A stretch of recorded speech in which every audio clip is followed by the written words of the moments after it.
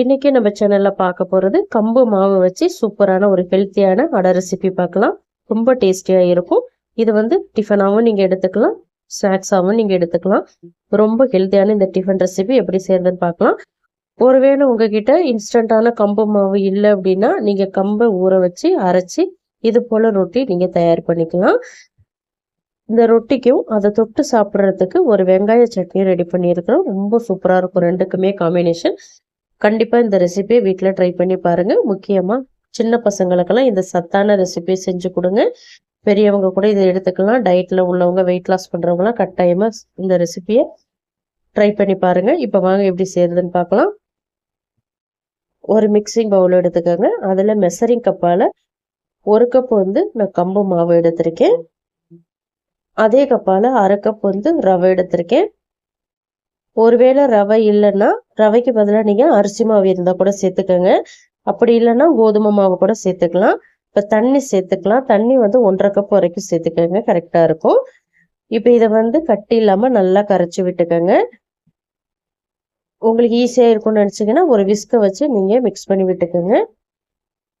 கொஞ்சம் கூட கட்டி இருக்கக்கூடாது, நல்லா கலந்து விட்டுக்கோங்க. இப்போ நல்லா கலந்தாச்சு. ஊற வைக்கலாம் தேவையில்லை. இப்போ நம்ம வந்து வெஜிடபிள்ஸ்லாம் சேர்த்துக்கலாம். நல்லா ஒரு 2 கைப்பிடி நிறைய வெங்காயம் சேர்த்துக்கிறேன். கொஞ்சம் பொடியாக கட் பண்ணி சேர்த்துக்கோங்க. ஒரு கைப்பிடி வந்து கேரட் சேர்த்துக்கிறேன். வெங்காயம் எந்த அளவுக்கு சேர்க்குறீங்களோ அந்த அளவுக்கு நல்லா ஃப்ளேவராக இருக்கும். அதனால் வெங்காயம் கொஞ்சம் அதிகமாகவே சேர்த்துக்கோங்க. பொடியாக நறுக்கின கருவேப்பிலை கொஞ்சம் சேர்த்துக்கிறேன். ஒரு பச்சை மிளகாய் சேர்த்துக்கிறேன். பொடியாக நறுக்கின இஞ்சி வந்து ஒரு 1/2 டீஸ்பூன் சேர்த்துக்கிறேன். மல்லி இலை சேர்த்துக்கலாம். மல்லி இலை ஒரு 1/2 கைப்பிடி அளவுக்கு சேர்த்துக்கோங்க. இடிச்ச மிளகு ஒரு 1/2 டீஸ்பூன் சேர்த்துக்கிறேன். என்கிட்ட கீரை இல்லை, கீரை இருந்துச்சு அப்படின்னா முருங்கைக்கீரை கூட நீங்கள் சேர்த்துக்கலாம். இதில் ஒரு 1/2 டீஸ்பூன் சோம்பு, உப்பு தேவையான அளவு சேர்த்துக்கலாம். அவ்வளோதான் இதற்கு தேவையான பொருட்கள் வந்து. இப்போ இதை நல்லா மறுபடியும் கலந்து விட்டுக்கோங்க. நீங்கள் வந்து உருளைக்கிழங்கு துருவி சேர்த்தாலும் சேர்த்துக்கோங்க, ரொம்ப நல்லா இருக்கும். அதே போல் பன்னீர் கூட சேர்த்துக்கலாம். இப்போ மாவை நல்லா கலந்தாச்சு. மாவை கலந்ததுக்கு அப்புறம் இதை அப்படியே ஓரத்தில் வச்சிருங்க. நம்ம வந்து சட்னி ரெடி பண்ணிக்கலாம். சட்னி ரெடி பண்ணுற வரைக்கும் இந்த மாவு வந்து கொஞ்சம் நேரத்துக்கு அப்படியே ஊறட்டும். சட்னி ரெடி பண்ணுறதுக்கு ஒரு மிக்சி ஜாரில் ஒரு 20 பூண்டு பல் சேர்த்துக்கோங்க. பூண்டு பல் வந்து சின்னதும் பெருசுமா நான் கலந்து எடுத்திருக்கேன். 20 பூண்டு பல் எடுத்திருக்கேன். அது கூட பார்த்தீங்கன்னா பெரிய வெங்காயம் வந்து 3 வெங்காயம் எடுத்திருக்கேன். நீங்கள் சின்ன வெங்காயம் எடுக்கிறதா இருந்தால் கூட ஒரு 30லேருந்து 40 வெங்காயம் எடுத்துக்கோங்க. ஒரு 2 கொத்து அளவுக்கு நல்லா ஃப்ரெஷ்ஷான கருவேப்பிலை சேர்த்துக்கோங்க. இப்போ இது 3ஐயும் தண்ணி எதுவுமே சேர்க்காம பல்ஸில் வச்சு நல்லா கொரகொரப்பாக அரைச்சி எடுத்துகிட்டு வந்துடுங்க. ரொம்ப நைஸாக அரைச்சிடக்கூடாது, ஒன்றும் பாதியமாக இருக்கணும். இப்போ நான் அரைச்சிட்டு வந்துட்டேன். நான் வீடியோவில் காட்டுறேன் பாருங்கள். இது போல் நீங்களும் அரைச்சிக்கோங்க. ரொம்ப நைஸாக அரைச்சிட்டிங்கன்னா சட்னி அந்த அளவுக்கு டேஸ்ட் நல்லா இருக்காது. இது போல் கொஞ்சம் கொரகொரப்பாக அரைச்சிக்கோங்க, ஒன்றும் பாதியமாக இருக்கிற மாதிரி. இப்போ இந்த வெங்காயம் விழுது ஓரத்தில் இருக்கட்டும், நம்ம தாளிச்சுக்கலாம். இந்த சட்னியை தாளிக்கிறதுக்கு பார்த்தீங்கன்னா பேன் ஹீட் பண்ணியிருக்கேன். அதில் கொஞ்சம் தாராளமாக எண்ணெய் சேர்த்துக்கோங்க. ஒரு 3லேருந்து 4 டேபிள் ஸ்பூன் எண்ணெய் சேர்த்துக்கோங்க. நான் வந்து ரிஃபைண்ட் ஆயில் தான் எடுத்திருக்கேன். நீங்கள் அதுக்கு பதிலாக கடலெண்ணெய் நல்லெண்ணெய் எடுத்தாலும் எடுத்துக்கோங்க. கடலெண்ணெய் நல்லெண்ணெய் எடுக்கும்போது இன்னும் நல்ல ஃப்ளேவராக இருக்கும், டேஸ்ட்டாக இருக்கும்.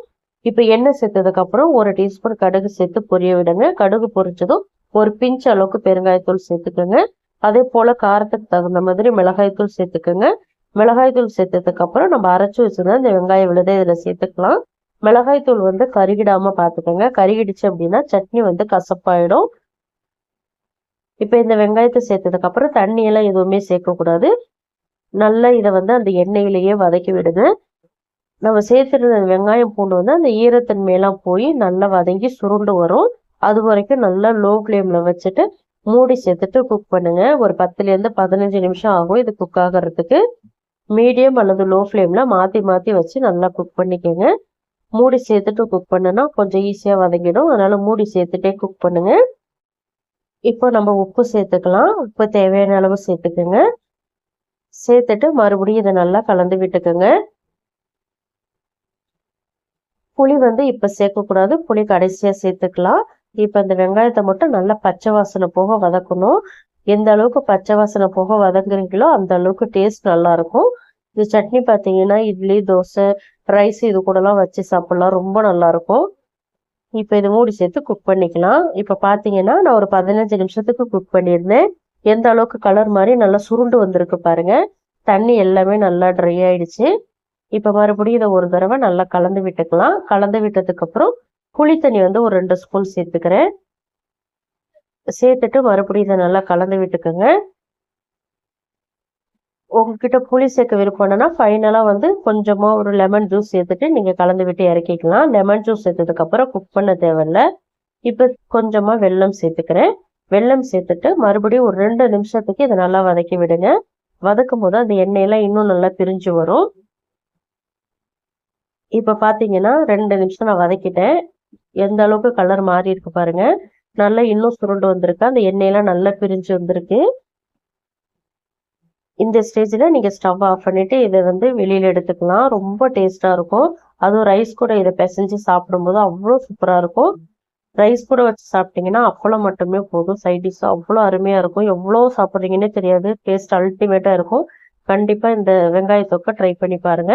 இப்போ தோசை ஊற்றிக்கலாம். தோசை ஊற்றுறதுக்கு தோசைக்கல்ல ஹீட் பண்ணி மீடியம் அல்லது லோ ஃப்ளேம்ல வச்சுட்டு உங்களுக்கு எந்த அளவுக்கு தோசை தேவையோ, அதாவது எந்த திக்னஸ்ல தோசை தேவையோ அதுக்கு தகுந்த மாதிரி மாவு சேர்த்துட்டு நல்லா திரட்டி விட்டுக்கோங்க. நீங்க எந்த அளவுக்கு மெலிசா ஊத்துறீங்களோ சூப்பரா வரும். எவ்வளவு மெலிசா வேணாலும் ஊத்திக்கோங்க. ஊத்திட்டு தேவையான அளவு எண்ணெய் சேர்த்துக்கோங்க. எண்ணெய் அல்லது பட்டர் எது வேணாலும் சேர்த்துக்கோங்க. இப்ப நல்லா குக் ஆகட்டும். குக் ஆனதுக்கு அப்புறம் திருப்பி போட்டுக்கலாம். ரொம்ப ஈஸியா வெந்துருங்க. ரொம்ப டைம் எல்லாம் எடுக்காது.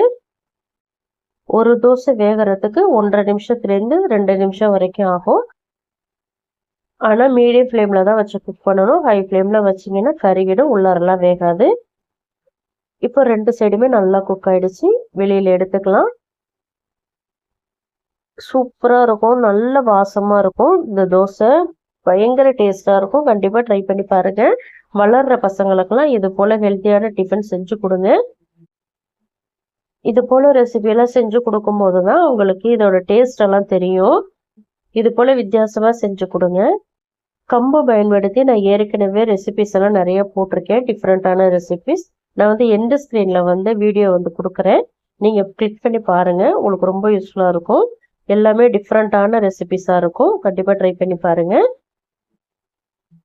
ரொம்ப சாஃப்டா ஸ்மூத்தா இருக்கும் இந்த ரெசிபி. அதுவும் இந்த சட்னிக்கு இந்த தோசைக்கும் டேஸ்ட் அமிர்தமா இருக்குங்க. கண்டிப்பா ட்ரை பண்ணி பாருங்க.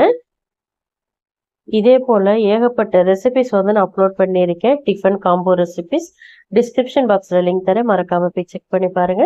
இந்த ரெசிபி கட்டாயமா உங்களுக்கு பிடிச்சிருக்கும் நம்புறேன். பிடிச்சிருந்தா லைக் பண்ணுங்க. உங்க ஃப்ரெண்ட்ஸ் அண்ட் ஃபேமிலி மெம்பர்ஸ் எல்லாருக்குமே நிறைய ஷேர் பண்ணி விடுங்க. இது போல இன்ட்ரெஸ்டிங்கான ரெசிபிஸ் தெரிஞ்சுக்கணும்னு நினைச்சீங்கன்னா மறக்காம அனிதா டேஸ்டிக்காரர் தமிழ் சேனலை சப்ஸ்கிரைப் பண்ணி ஃபாலோ பண்ணிக்கோங்க. தேங்க்ஸ் ஃபார் வாட்சிங் ஃப்ரெண்ட்ஸ். நாளைக்கு இன்னொரு இன்ட்ரெஸ்டிங்கான ரெசிபிஸோட சந்திக்கிறேன். பாய்.